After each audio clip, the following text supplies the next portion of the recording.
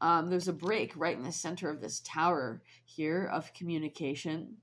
And it looks like a fall is at play. Sometimes we see people falling in frequency. I'm hearing time, and I'm hearing note and ledger.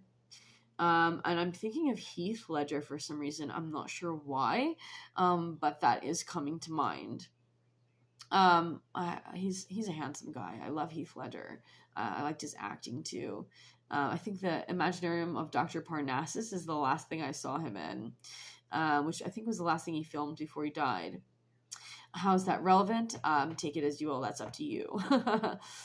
So we see the Tower card here in the wealth position. Hopefully there hasn't been a job loss or any kind of losses concerning a company that you work for or a business. It could be it reminds me of the World Trade Center here. Also reminds me of the Tower of Babel. Could be miscommunications, or it could be something has struck in the business world concerning your company. Hopefully it's not failing or undergoing any kind of catastrophic downfall. But nevertheless, the Tower card is hitting bottom. So there's only one way to go after that, and that is up, up, up, my friend. So don't worry and don't fear. There could be a number of different things here you could do to get back on your feet.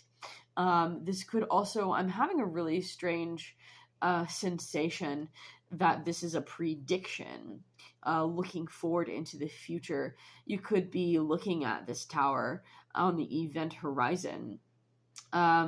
So I'm hearing good word. So maybe this is something that has the ability to be changed. It's something, I'm hearing mutable.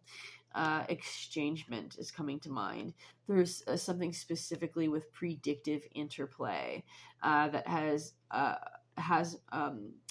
very peculiar, almost it's like almost enchanting relationship to time specifically. Again, if you're someone who lives a very timed and routined life, just sequence after sequence after sequence, you could be called to break out of that mold of predictability. In your work life, if you have any kind of financial burdens at this time or any kind of financial responsibilities, it could be a good time to secure what you have in case any curveballs or any tower moments head your way. So that is the number 16 here, the Tower. And it's also the card of quantum foam in this deck. I do like to say the science meanings, and sometimes I'll go further into that. But we're going to end here with the Destiny card. Don't worry, don't fear.